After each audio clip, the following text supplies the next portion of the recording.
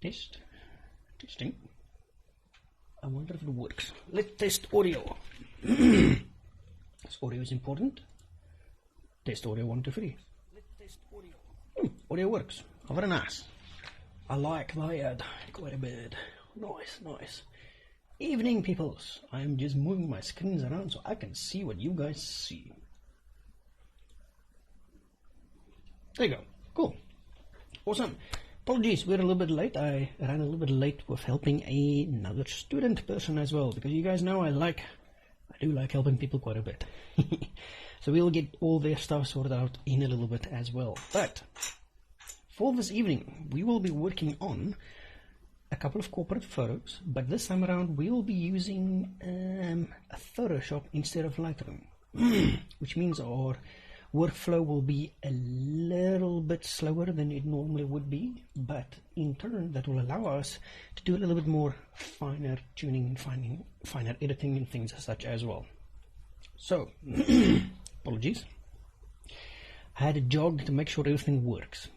Very nice. So anyway, without any further interruptions, let us fire up Photoshop, select 1 or 2 photos to edit with. These are the raw files from the corporate session. We're going to edit 1 or 2 or 3 of them and just see how things go. And I'm going to show you how my workflow normally works in Photoshop. So let's open up Photoshop. We will use Photoshop. Let's use normal Photoshop instead of Photoshop Beta. There we go. While we're firing that up, I hope you guys are having a awesome evening so far. It is a weekend tomorrow, so we shall be having a lovely, nice and long weekend. I do see the weekend is a little bit on the cold side, which I do like, so that's awesome.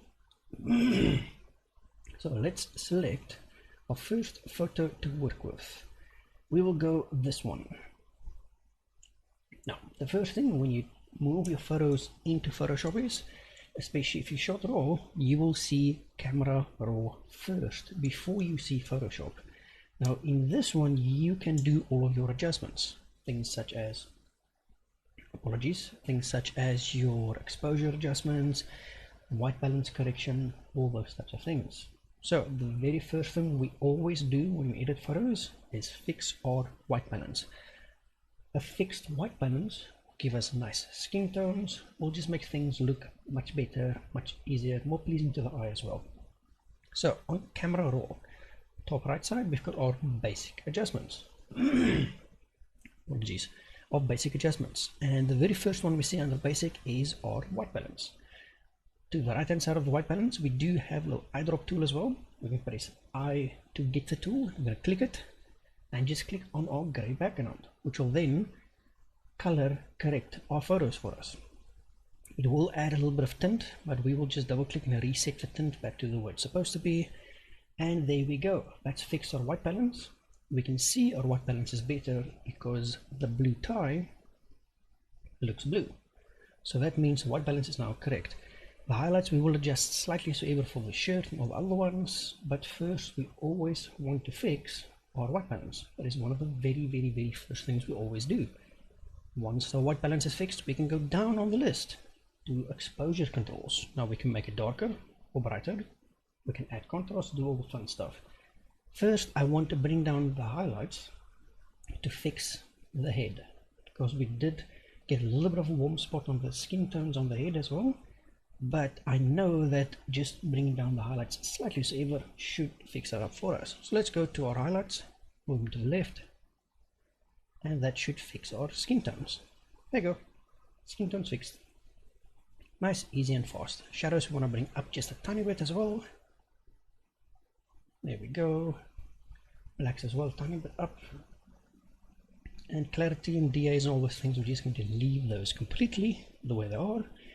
So now our exposure is correct for our subject. White balance is also correct for our subject, which means we can now actually click on open,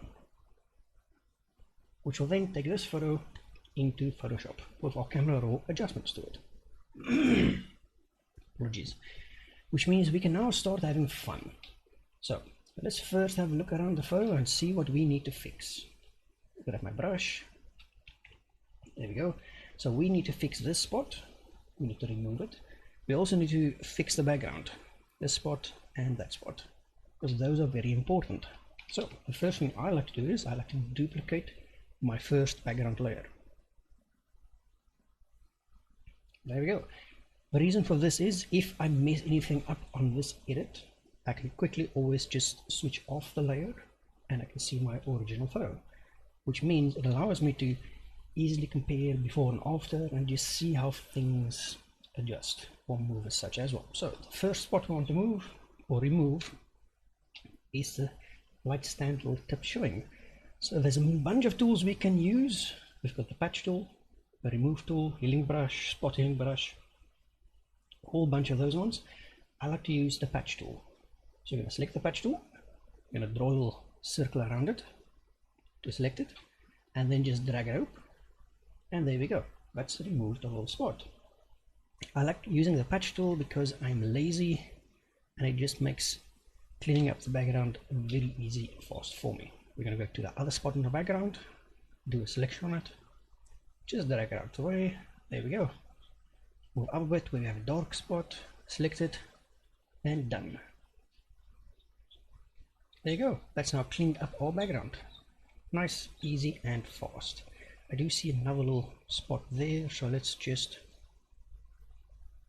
there you go, that looks better. So before looks like this. On the before we have our, select the brush, there you go, select the brush, we have a light stand, we have our spots on the background here and here, and on the new layer we've now removed them using the patch tool. Apologies, my throat's a bit weird this evening. But yes, so the patch tool is what I like to use for removing and correcting things on a photo. So another thing we want to do now is, since we've now cleaned up the background, we're also going to clean the suit. So we're going to select the patch tool again, zoom into the suit where you find a little dirty spot, make a selection around the dirty spot, and then just move to a new spot. There you go, nice, easy and fast. And we can do the same thing for all the little spots. Now, I like to clean my photos when I'm working in Photoshop first before I do any other editing, because I want a nice clean photo to work with before I start to actually do any of the heavy lifting. Because it's important that we have nice clean photos to work with, because they just make everything a little bit easier to do as well. So there we go, a little hair that side, a little spot on the suit there as well. There you go, nice, easy and fast. Clean that spot as well. And clean this little hair up here as well. Now it's important to remember when you do use the patch tool, you make your selection first. As an example, this one right here. Let's just zoom in a bit. You can see this little white spot here. We're going to make a selection around it. And then with the patch tool, you click on it and drag it to a new area which the patch tool will then replace that original area with. So we always want to try and find the area that looks very close to our area we're removing, like such. And there you go, perfect. Same with this little white spot there. We can select it using the patch tool. We can drag it to a spot that looks more or less like it should be there, and there we go. Fills it in, easy, fast, doesn't take a lot of time at all. And it's important that we clean all these spots, because as soon as you start doing actual work on the suit, we want to make sure it's nice and clean. So you've got some hair here, some hair here as well. Let's just move all those out of the way. See if we've got some other spots. Now the client will never notice these spots, but I will, and I'm the photographer, and I want to make sure my stuff's nice and clean. Because clean stuff's good. We like clean stuff. There you go. That should fix our suit. Perfect. Now our suit's nice and clean. You can just double check the shirt as well if there's any dirty spots. Don't see any. This little black spot there. Let's just, there you go. Let's fix that up for us. There we go. Move that around a little bit. Just want to get the suit looking all nice and clean the way it's supposed to. There we go. Perfection. We like. Let's do the skin as well next. Do we see any spots we need to remove and or work on? This one just underneath the eye. We're still using the patch tool.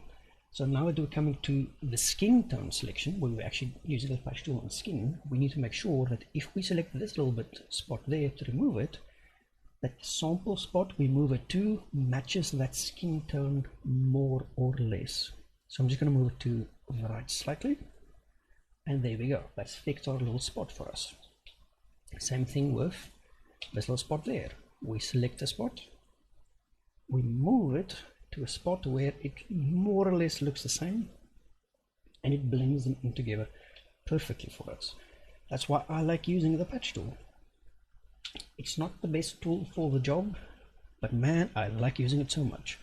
There's a little white area here as well. We're going to remove it. Perfect. Just move that little spot as well. There you go. Perfect. And there you go. Nice, easy and fast. So the entire idea is that using the patch tool, I want to clean up the skin of any temporary dirty and or fluffy spots. Because remember, I'm not a plastic surgeon. I'm not going to change the facial features.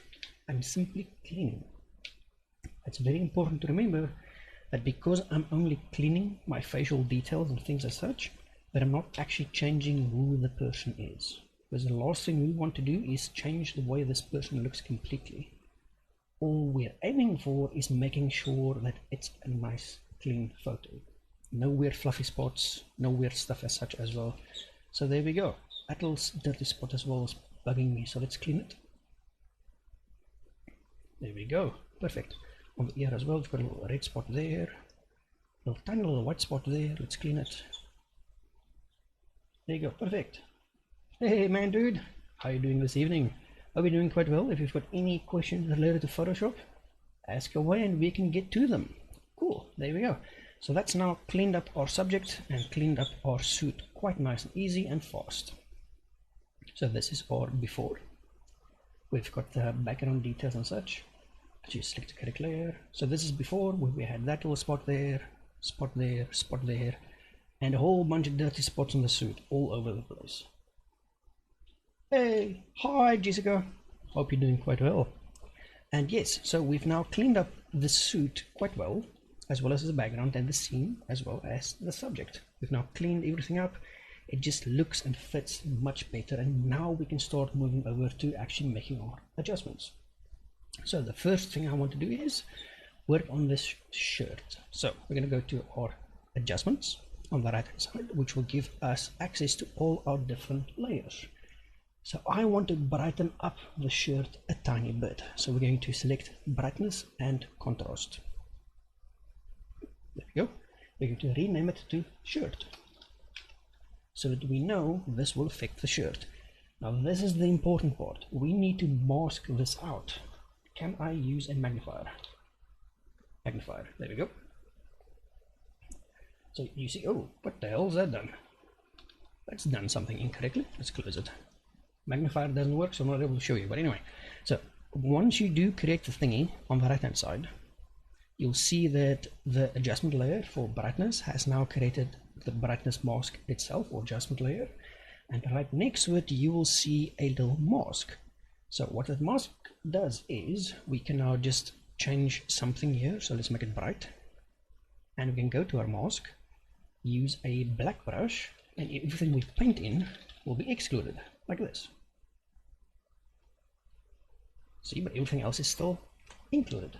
Now this is important that you remember how this mask looks, because this mask will allow you to mask out your subject. In this case, the shirt that we want to work on, we're going to mask that out. We're going to do that very nice and easy. First thing we do, we want to invert the mask itself. To do that, we can go hold down Control on the keyboard, tap I to invert, and you will invert the entire mask. It will change it from white to black. I think you can also right click on it and do some other cool stuff, but that's fine. We just want to invert the mask.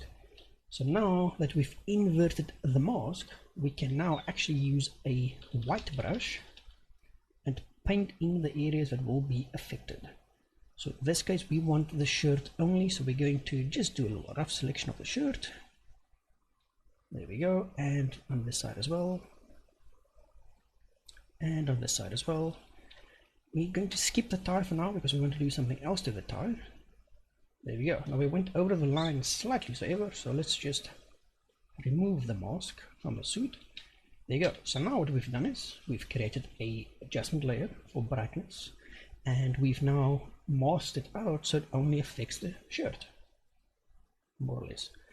We can go all the way to the white, and it will show us where we went over the line, which means we can just take a brush, just brush them out again. We can also make a brush a little bit smaller and just paint over where we want it to be. Now this is important that you make your selection correctly, because the last thing we want to do is we don't want this change to affect the skin tones, anything such as well. So just always make sure that you've got the correct area selected when you do your work. So very important, we don't want to affect anything outside the areas that we are working on. There we go. Make sure you got all of that selected. Looks fine, looks fine, looks fine.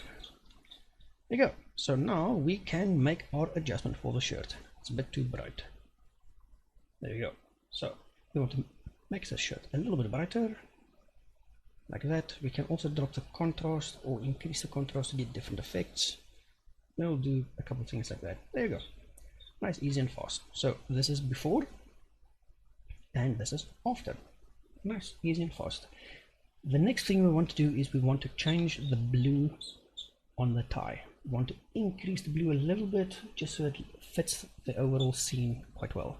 We're going to go back into our adjustments, and this time we're going to do a hue saturation adjustment. I'm going to click on it. It's going to affect everything on the entire scene, which is a bad thing because we want to make sure that it only affects our tie. We will do the mask thing again. So with the mask selected, Control I to invert the mask. So you'll see the mask will change from white to black all the way in the right hand corner here.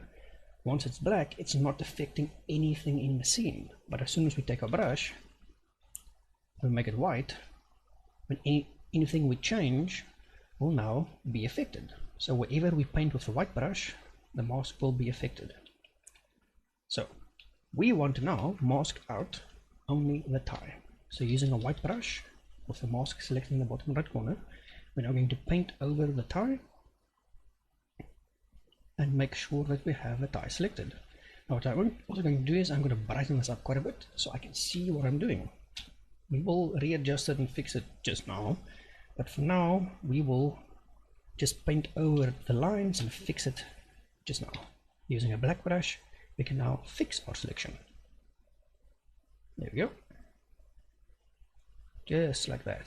Remember what I said, that Photoshop makes it slower? Yeah, this in Lightroom is about to hit me at 8. No, dude, load shedding.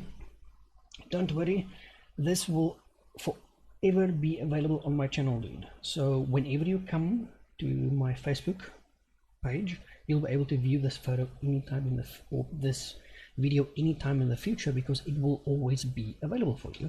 So don't worry about it. Load shedding might hit you, but we will work around it. We will work around it. Unfortunately, that sucks so much. So there you go. We've now selected the tie. Now we can reset our brightness back to the way it's supposed to be.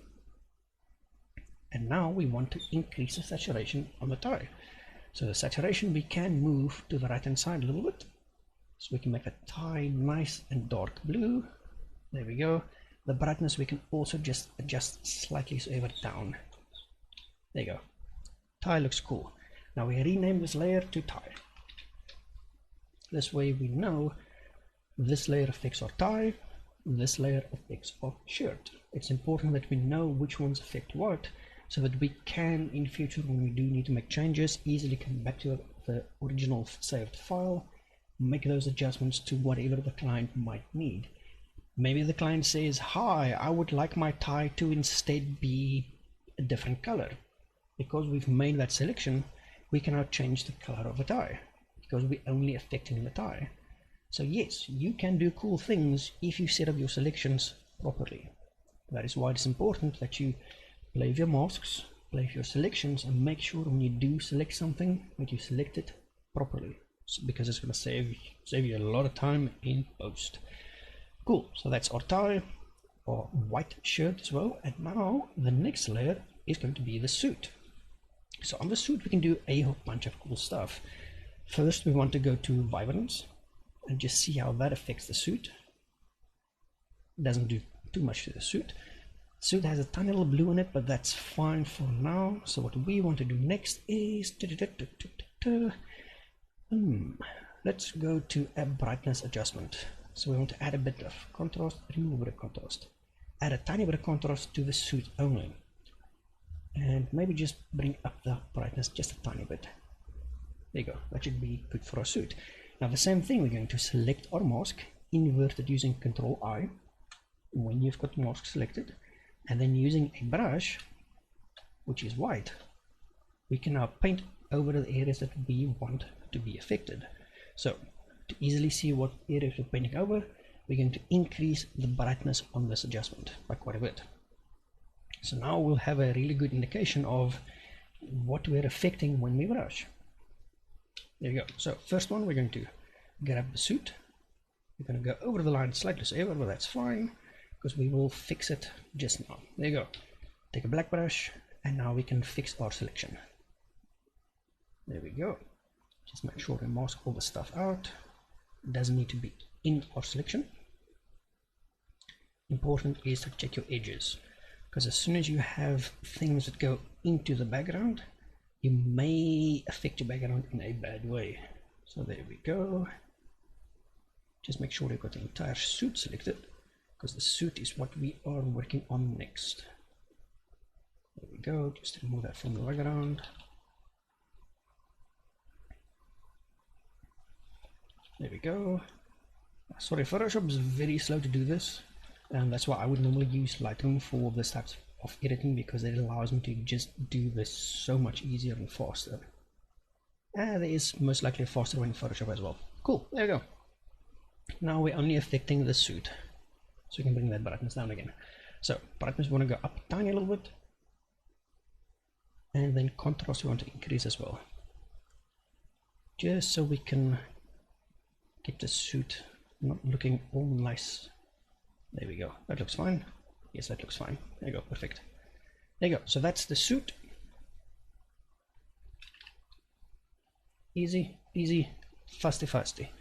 Next thing you want to do is we need to brighten up the eyes a little bit.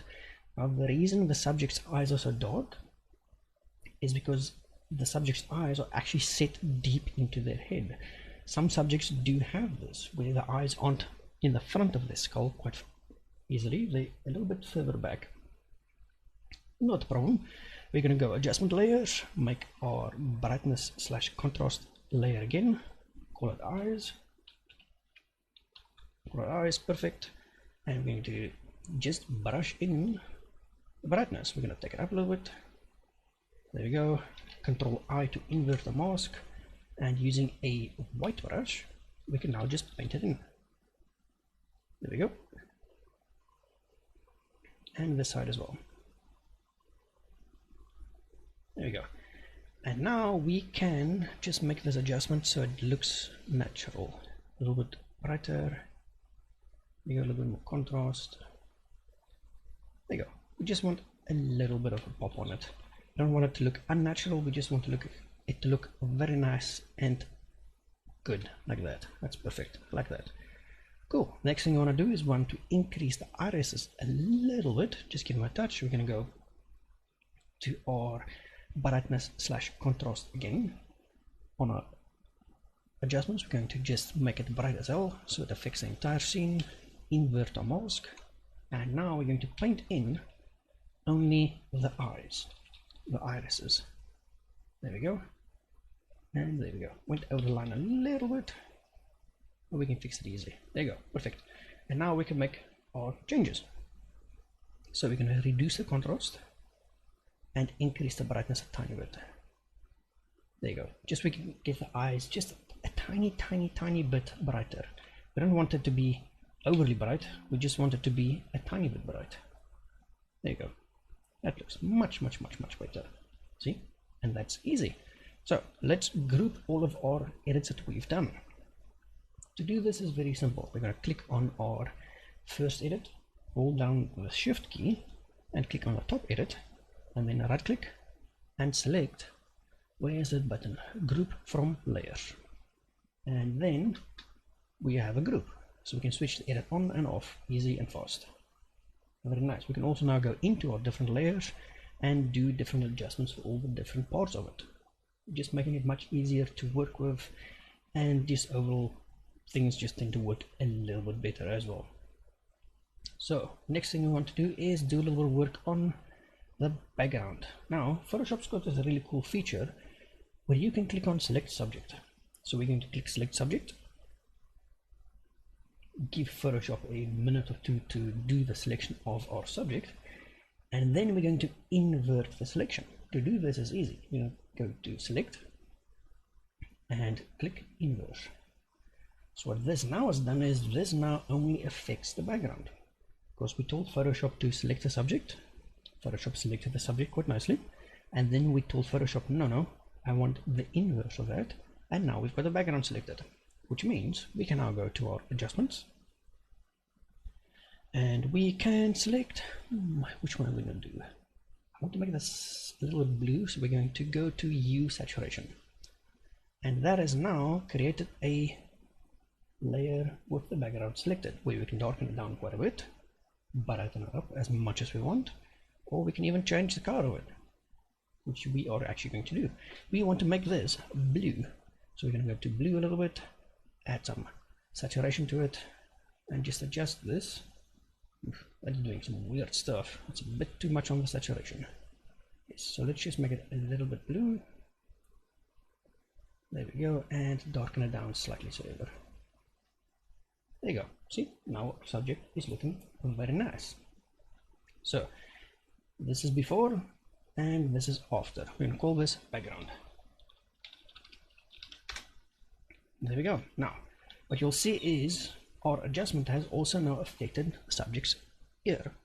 That's not a problem. We can select our mask on the background, and we can grab the brush, make sure the brush is black, and we can just paint over the affected area to exclude it from the mask. Easy and fast, just like that. See? And we can do it all the way over here as well, for the little purple that's showing through.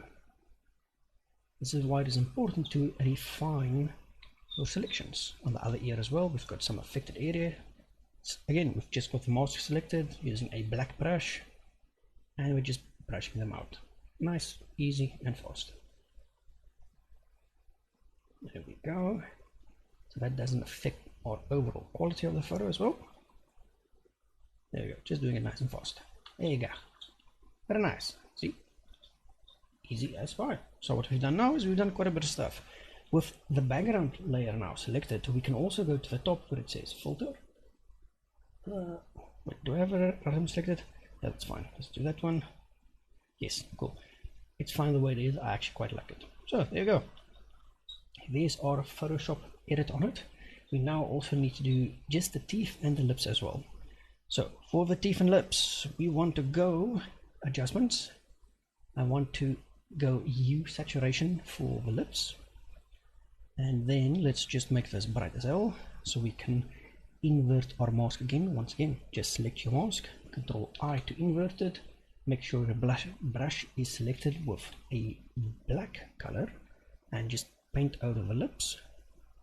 Oops, sorry, white color, paint over the lips. And this adjustment layer will now only affect the lips, because the mask said do the lips only, nothing else, because we're masking it out. Easy peasy, fasty fasty. There you go. Just faster off selection. We can bring down that again, and we're going to drop the lightness a tiny bit, increase the saturation a tiny bit as well, just so we can get nice natural looking lips. Perfect. Now we're going to do another adjustment. Oh, we just need to name this. It's called lips. There we go. And another adjustment. This time we're going to do a brightness one. Yes, brightness / contrast. Just make it very bright. Invert the mask by selecting the mask and then pressing Control and tapping A.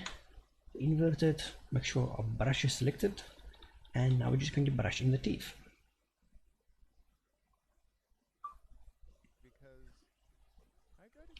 Nice, easy and fast. There you go. Now let's reset that edit and do this properly. There you go. So we just want a little bit more brightness on the teeth, not much. Drop the contrast a little bit as well. There we go. And for the teeth we want to do another thing as well. We want to go hue saturation and we want to desaturate the teeth so that they're more white.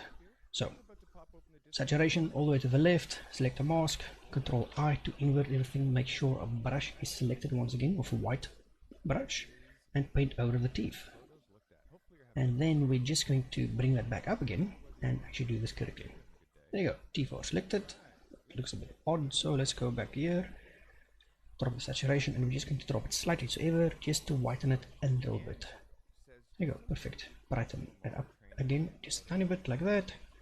Call this teeth saturation. And the one before that was teeth brightness. There you go, call this teeth brightness. There you go, perfect. Now we want to move all of these new changes we've done into the group as well. So we're going to select them all, drag them over where it says group 1. There you go, that's now included them all in our little edit. So if we zoom all the way out, we can actually just go view, fit to screen. There you go. So this is before and this is now after. First thing we did was we fixed all the background and dirty spots like this. Then we made our edit like this, and this is now done. That's quite easy and fast. We've only done 1, 2, 3, 4, 5, 6, 7, 8, 9 different layers with a backup one as well. Perfect. The last thing we need to do is export this for social media. To do that is very easily. Camera and lens that you use. Francis, for this one I used the Sony a7 III with the Zeiss Milvus 85mm f1.4 lens. This was shot at f8, which is why it is so extremely sharp, as well as the ISO was 100 and the shutter speed was 1/125 on my settings. Those are my standard settings for doing anything studio related. So if you want to know what that lens is, I actually dropped something there. This is the lens in question. Let's just change this to my face and I can show you the lens. This is a very expensive lens. Do not buy this lens. This lens is way too expensive. But this is the Zeiss Milvus. It is a very large piece of glass, but it is amazingly sharp. Also very expensive. But yes, as you can see, this thing, oh look, it's my face, I'm upside down. But yes, there you go. So this is my lens that I like to use for studio types of work. It is a manual only focus lens, which means that yes, it's a lot of work to use this lens, but it is sharp as hell. That's why I use it. It is not a lens that you require, because you can get the same quality that I've got in these photos by simply taking your own lens and stopping it down. Remember, that is a Zeiss 85mm f1.4 lens, but it wasn't shot at f1.4, it was shot at f8. So I've got more in focus, which in turn means my photos will be sharper, which is very important to remember. You can do the same thing with your kit lens.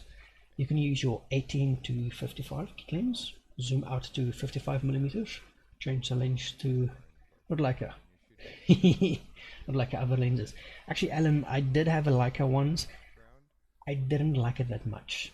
It's just the way that I am. But yes, you can use your kit lens at f8, 55mm, ISO 100, 1/25 on your shutter, take a photo, and you can get exactly the same photo.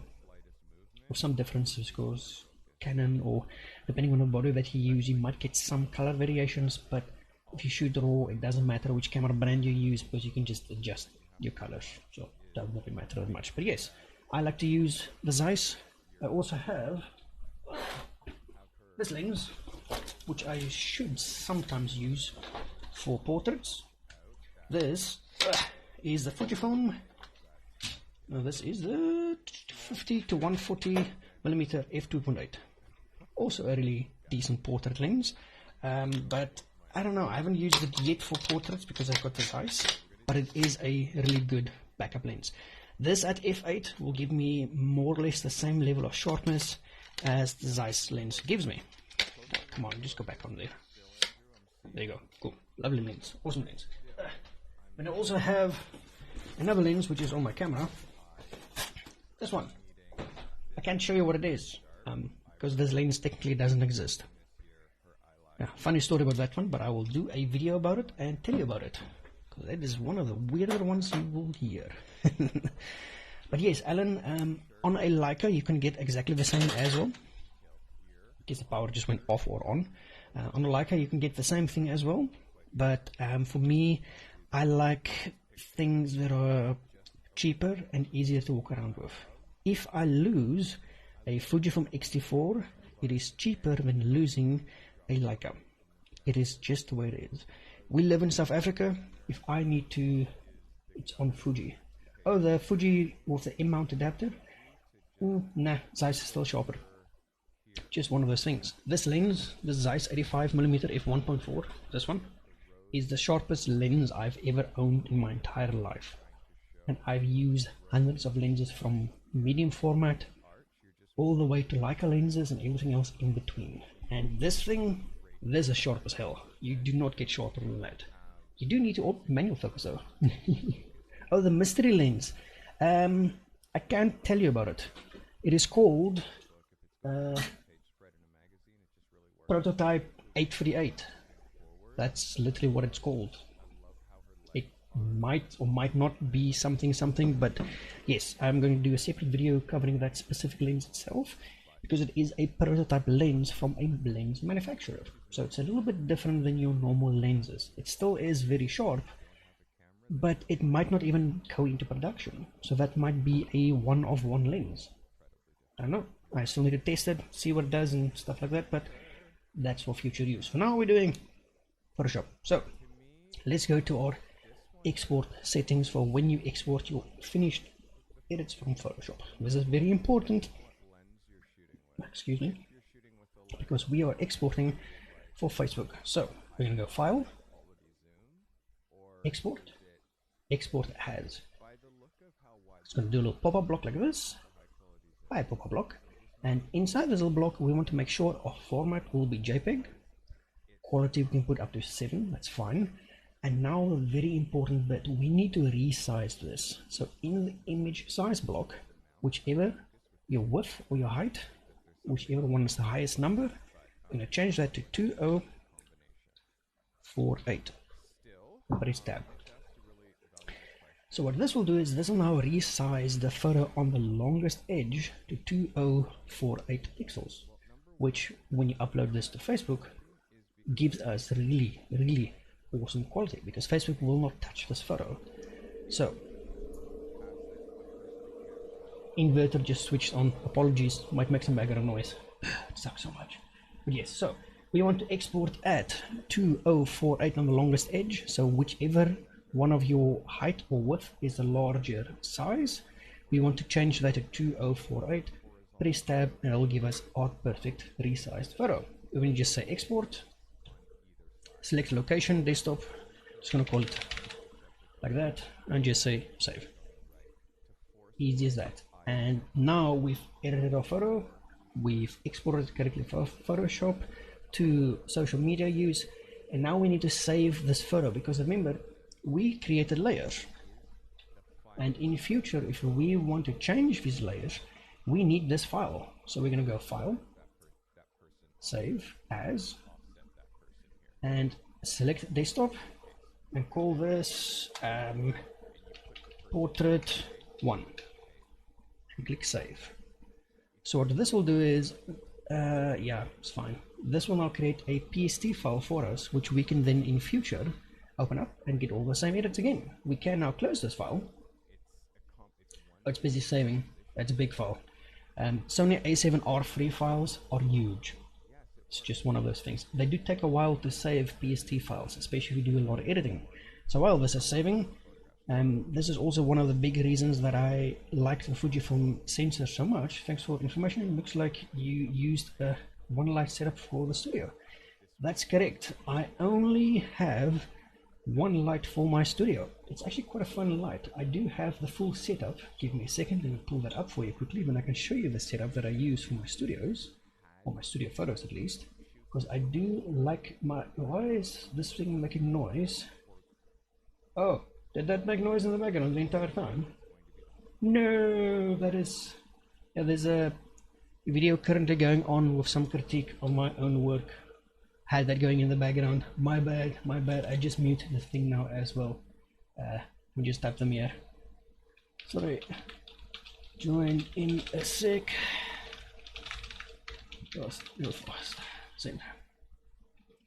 There you go. Cool. So let's go back to my Facebook because I want to grab the behind the scenes for this edit and setup that I've done.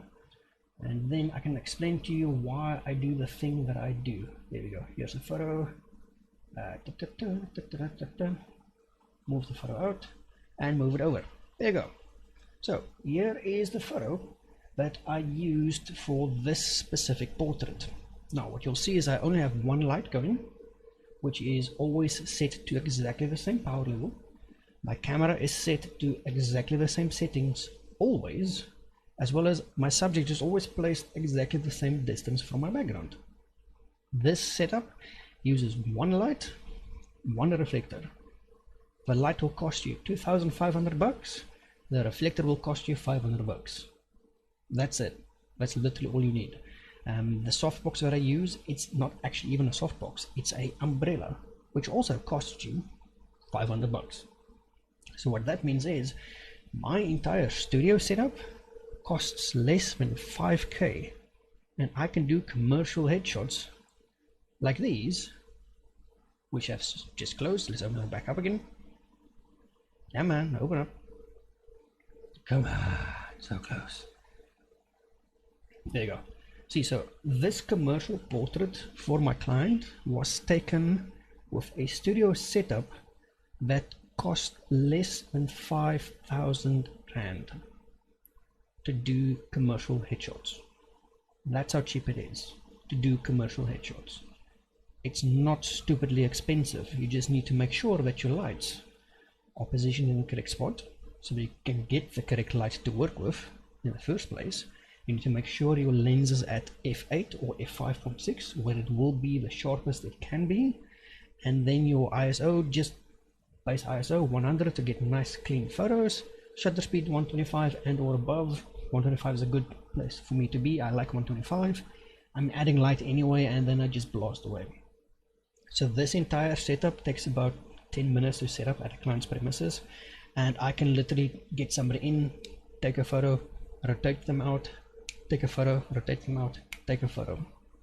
This entire session for the law firm took, I think, just over half an hour to do, and that was done. The editing took about another half an hour, so it took me in total about an hour and 10 minutes to do the shoot, do the edit, and give the client the photos the next morning at 8 a.m. Just know how to use your gear. You don't need very expensive lights. I mean, this was done with a light that cost like $2,500, so that's cheaper than any lens in this room currently, and you can just appropriately position your lights, get good light, work with your good light. And we'll go to the next photo now as well, and I'll show you. So using that same setup, we're now going to edit this photo. Let's open that up. Camera raw as well, always first. What we want to do is we want our white balance first, so let's just correct our white balance. That looks fine. Contrast looks fine. Highlights we just want to bring down slightly, so ever. There you go, open. So this photo also was taken with exactly the same setup. All I did was I moved this subject out of the frame, moved this subject into the frame, same shoulder position as you can see in the little doodle, and I just pressed the shutter button and it was done. That's how complicated that was. It's very easy to do it like such, because why the hell not? A group of 5 people, like if you do 5 people, you might need to change the position of the light. As an example, this setup is awesome for 1 person. If I needed to shoot 5 people, I would change the angle of this light and remove the reflector, because the angle of light will basically give light to the subject. So if I open up my paint,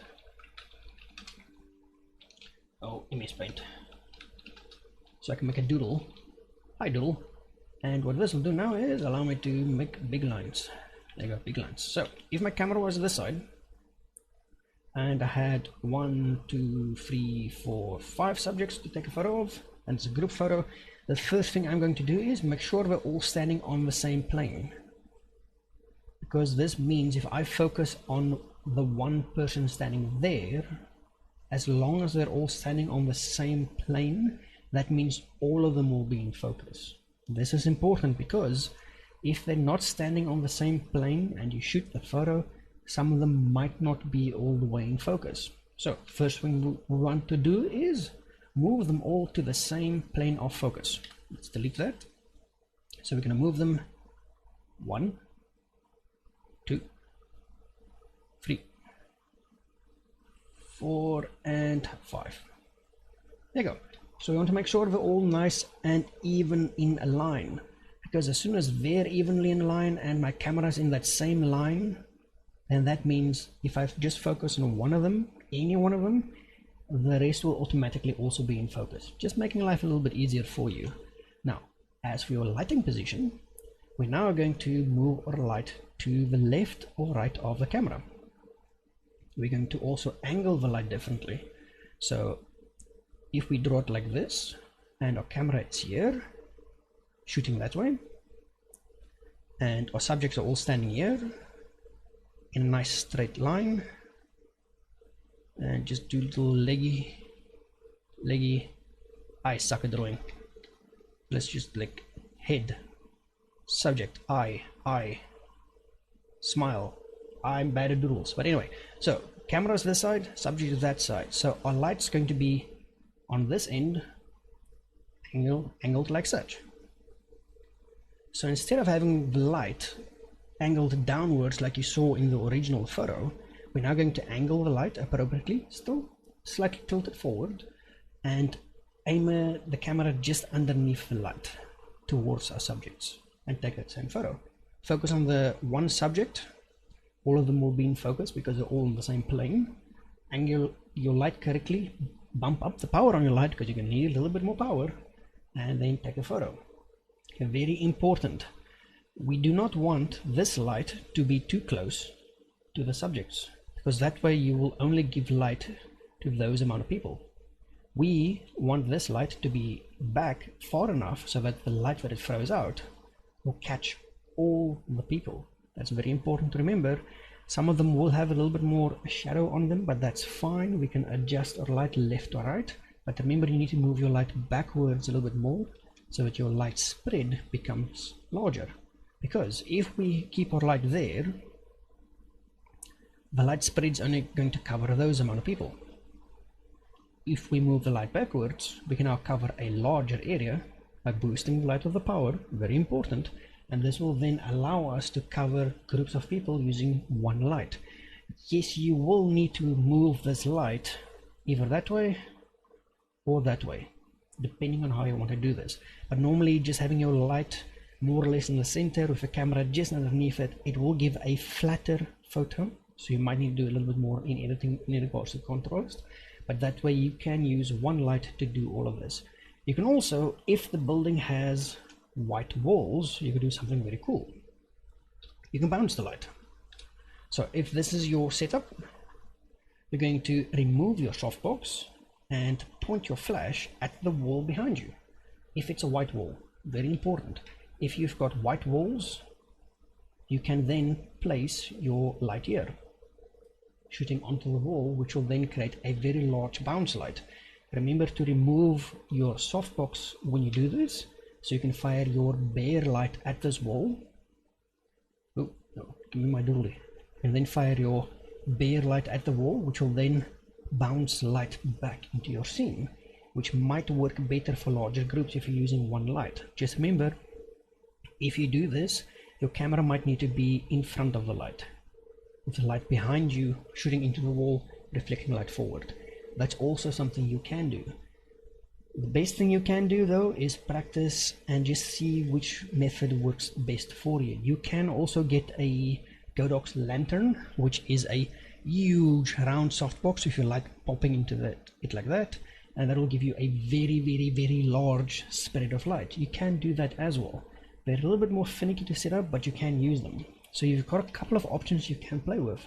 But if it was me, I would literally just bounce it into a white wall behind me and get all the subjects light. Yes, I could use a softbox to do the same thing, but I want more light. I want a very large spread of light, and I don't want a large kit. That's why I use the little umbrella, because this umbrella, it's tiny and it just works very well. So I hope that helps you with a little bit of advice and tips in regards to how you would do the thing to do the thing, if you know what I mean. Yes, reflective light is a very good light to work with. So my studio setup is very small, very easy, very compact, very easy to travel with, and very cheap. Cheap being the key part, because if I misplace my studio setup or it gets stolen, it's not that expensive to replace, because I'm not using AD600, which costs you like 10,000 plus. I'm using a MS300 strobe, which is like $2,500. Much cheaper to lose. It's just one of those things. You will lose it at some point. It sucks. So hopefully that helps you and get you the advice and information you require. So on this photo, we've now fixed our white balance and highlights when we did our initial open of the file. We also need to remove these little spots, because those are spots on the background we need to remove. So first thing we do is duplicate our background. So we've got a nice fresh layer to work on. We're going to grab our patch tool again, zoom in a bit, and fix these spots using our patch tool, because the patch tool is fun. I like the patch tool. The bottom one might be a bit more tricky, but we can try the patch tool. I might need to use a different tool for this. No, patch tool did very well indeed. Next thing we want to do is jump to the suit and clean up the suit as well. Zoom in a bit, see there's a little white spot there. I want to remove that. There you go, that fits much better. That little white one there sticks out a little bit too much as well. Clean up the little white spots and any hairs we find, because we want this photo to be clean. It is sharp, but now we just need to make sure it's nice and clean, because as soon as you take very sharp photos, then anything like a hair or such becomes very easy to see, simply due to the fact that the photos are so sharp. But his suit is spotless. He did take a little bit extra time compared to the other subjects to get his suit nice and clean, which is perfect. We like a clean suit. It makes our life when we edit so much easier. Now let's go to the skin. Now remember, we want to look for anything that is non-permanent. So that means anything that might be a little bit of fluff, a little bit of loose hair or anything as such. So as an example, on his head, he's got a little bit of fluff. You want to select the patch tool and clean up that fluff, because it is very important. We don't want to do plastic surgery. We just want to make our subjects look like they're having a really good day, which is important. It's just so much easier as well. There is one very annoying loose eyebrow here. There we go. Clean up the fluff as well. And there's a little temporary little spot there. Let's clean that up as well. And that looks much cool. There's another little random hair. Let's clean that up. And let's just go. There's another one. That one's a little bit distracting as well. Let's just clean that up. So it's important that when we do this, that we do it in such a manner where we do not remove any of the details of the subject. We just want to make sure everything's nice and clean, because we've got high quality photos. We might as well make sure they stay high quality by being nice and clean. That looks fine. I like that. Not bad at all. There you go. Easy. We've now fixed the background where we had the little spot in the bottom right corner and a little couple of dirty spots on the top right corner as well. We've cleaned the suit up a tiny bit, and we've cleaned up some fluff on the subject's hair or head area. So let's start with the shirt. Exposure on the shirt, she looks fine. Not going to do the shirt. What we are going to do the saturation on the tie though, because the tie is a golden type tie, but the color didn't capture it very well, so we're going to go to our adjustments, use saturation, rename it to tie. There you go, and just make this bright as hell, and then invert our layer.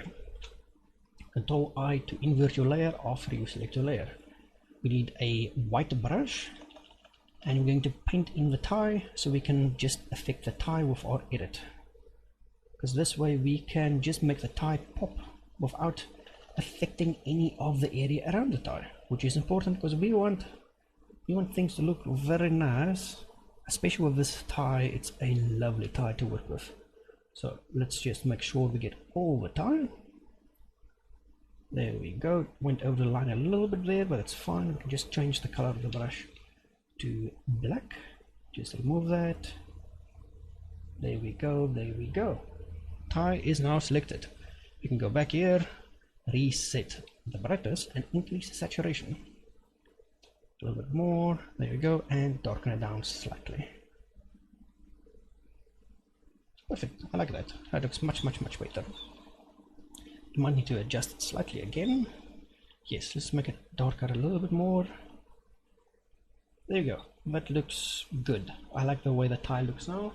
It fits the scene much better, especially with our subject. So the next thing we want to do is work on the watch. This is important. Just because our subject is wearing accessories and things as such doesn't mean we need to skip them. We also need to work on them. So first we want to do is adjustments. We're going to do brightness and contrast and increase the contrast. Yes, that does improve the watch. So let's invert our layer. Grab a brush which is white and paint over the watch, and just like that should be fine. Just a little rough paint, and now we can adjust the contrast for the watch only. Bring brightness up slightly and contrast up quite a bit. There we go. Perfect. I'm going to call this layer watch. Perfection. We also want to just do a little bit of work on the inside of the watch. So we're going to do another adjustment, brightness contrast one again. Just drop that brightness a little bit. There we go. Invert our layer, grab the brush and make sure it's white, and paint the inside of the watch. There we go. Perfect. And now our watch looks so nice. Call the layer watch 2. Easy as pie. So we've now adjusted our watch. It is an accessory. It is a very pronounced accessory because it's right there. You could see it very easily. So take the time, zoom in, work on your accessories, earrings, watches, glasses, every single thing that you can work on them, because all those small adjustments, small changes, they do have a large impact on your overall scene, overall photo. Now we're going to do the same thing with our glasses, because glasses are also important. They're an accessory. We want to enhance them. So next thing we're going to do is go adjustment, do our brightness and contrast again, and we're going to see what affects the glasses in the most positive way. If we increase the brightness or decrease it. I think if we increase the brightness and contrast a tiny bit as well, then the glasses look better. So perfect. We're going to call this layer glasses. Invert the layer. Make sure you've got a white brush selected. And now we just want to grab all the metal and frame of the glasses themselves. We do not want to grab the transparent glass in the glasses, because as soon as you start to edit those, we will then affect the skin tones underneath them and things as such a little bit too much, which might have a negative effect on our subject. So we just want to do the frame, because the frame is important, and all the accessories on the frame itself. There we go. Just grab the top frame as well. There you go, and just grab the frame going to the back. There you go. So now we've got the frame selected, so we should be able to change the way the frame looks completely by just adjusting our contrast and our brightness. We can also now adjust accordingly. Perfect. There you go. Glasses look much better. Very nice, very nice. Do we need to do work on the eyes? Yes, we can. Let's go adjustments. We want to go brightness and contrast. Call them iris, because we're not working on the whites of the eyes. We never touch the whites. We do, however, want to touch the inside of the eyes a little bit. So let's see if we make them too bright. That's a bit too much, but that will help us with our mask. Control I to invert. Grab a white brush. Paint the iris. Paint the iris. And remember, when you edit eyes, how to avoid reflections in your glasses. That's quite a lot of fun. So let me show you. What we do have here is two different lighting positions, because I knew somebody was going to ask that. So I did prepare beforehand and took a photo like this one. There we go. Let's open this photo as well. Open. This is one of those test photos which are specifically aimed at the glasses. So you see the reflector in the glasses. That is because the light is reflecting onto the glasses. That's a very easy thing to fix. So let's grab our paintbrush.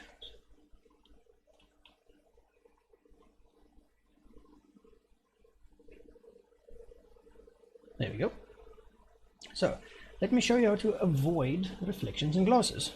So first we're going to do it like this. This is the direction of the camera. Ooh, that's tiny.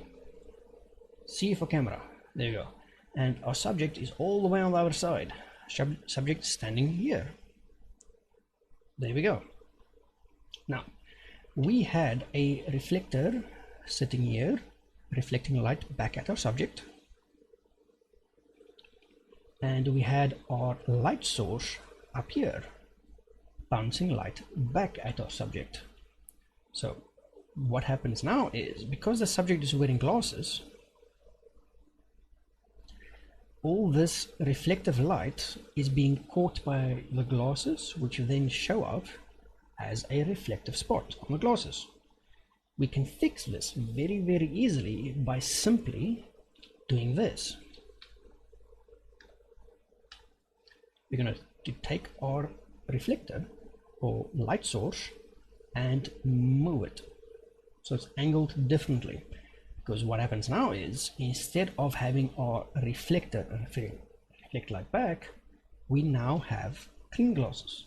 Yes, we still have an edge of the reflector that caught light, but that's fine because we've now angled our light source differently and moved it slightly a little bit towards the left. That means now that we're getting no reflections in the glasses.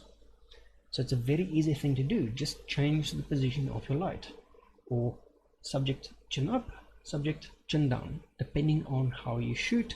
That can help you quite a bit. So as you can see, we get no reflections quite easily by literally just tilting the angle of our light, because this is on a light stand. So I literally just opened the light bracket, tilted the light down, which you can see here.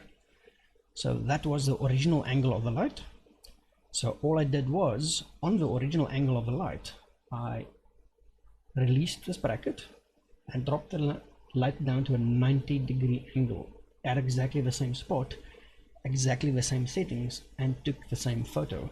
And that gave us this photo. Easy and fast. It's all to do with your light angles, because remember, light is reflective. If it reflects from your glasses, that means you will see it. So just change the angle of your light and that will fix your glasses very nice and very easily for you, especially with the reflective side. Now if you change your light and you still get a lot of reflections, ask the subject to take their chin down and up, one of the two, or left or right, so that it changes the angle that the light catches the glasses, which will change the reflective angle, which means you'll have a better chance of getting a shot without the light reflecting back at the camera. See? Nice, easy and fast. Hope that helps, my friend, because it's always the small things, small light adjustments, which will give you really cool results. Now, on this subject, we want to do the eyes and iris next. We do not want them that bright. We just want a little bit of brightness in them and a little bit less contrast, just to give them a tiny pop on the iris. We don't want to overdo eyes. We never want to overdo eyes. We just want them to look a tiny bit better, which is important. Now, the next thing we want to do is we want to make the lips a little bit darker as well. So we're going to go adjustment, brightness and contrast, call it lips, and then just do this so we can see what we're affecting, and invert our mask, and then grab a white brush and paint over the lips. There we go. And then once we've got the lips selected, we can go back to our adjustment, reset everything, and now we can increase the contrast on the lips and drop the brightness a little bit. There you go. Just makes things fit in a little bit better if you darken down the lips a little bit. Looks more natural. People like natural photos. Nice. Do we want to increase the saturation on the lips a little bit? No, not at all actually. Looks just fine the way it is. There you go. See, easy portrait. Very easy. So let's group all of our layers. We select them all, right click, select group from layers, and we'll create a nice little group of all of our changes. I'm going to switch them off and on. Let's just go view and fit to screen. This is before and this is after. Small changes, small changes. Small changes have a big effect on your overall scene and overall photo as well. So that is why it is very important that when we do edit, as an example, keep an eye on the watch. This is the edit and this is before the edit. It's a small change on the watch that has a positive impact on our edit, because now the watch just sits better. It doesn't reflect light because darken them down slightly so ever as well, and it just looks overall much better. The tie also, we darken down the tie, increase the saturation on the tie, so it stands out better. We also fixed the frame of the glasses and the lips as well. Small changes, nothing big, nothing major. The biggest change we did do was removing all the dirty spots from our background. See, small stuff. It's always the small stuff, never the big stuff. So there you go. So that's 2 photos in Photoshop, which took us literally, how long did that take? Longer than an hour to edit 2 photos fast in Photoshop. See, this is why I like to use Lightroom for my editing, because it is a much faster workflow. Photoshop is much more precise, which is a good thing, but you sacrifice time for precision. It's just the way things work. Yes, you can do this fast in Photoshop as well, but the problem is Photoshop requires you to pay more attention to your masks, to your details and things as such, because if you mess up your mask and such, you will destroy your photos very, very, very fast. But yes, there you go. That's 2 photos in Photoshop. Remember, the first thing you do when you import your photos into Photoshop, adjust your white balance, adjust your exposure, and then you're good to start editing. Once you're done editing like this photo, we're going to go File, Export, Export As. Make sure the format we select is JPEG. Change the quality to 7, and then find the largest value between width and height. I'm going to select, in this case, the width. Change that to 2048. Press Tab.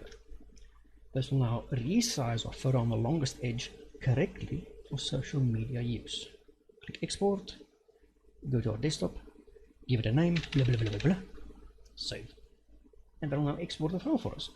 So now we've edited and exported correctly for social media. Now we just upload it, tag it, send it to the client, and we're good to go. So there you go, dudes and ladies. Hope you guys learned a thing or two about Photoshop. I do not use Photoshop myself that much because I have a very fast workflow and turnaround time. So I like to just take my photos through Lightroom instead of Photoshop. It's a personal thing. I just like to do it that way myself because it just works a little bit better for what I like to do myself. If you like Photoshop more, there's nothing wrong with using Photoshop for your photos.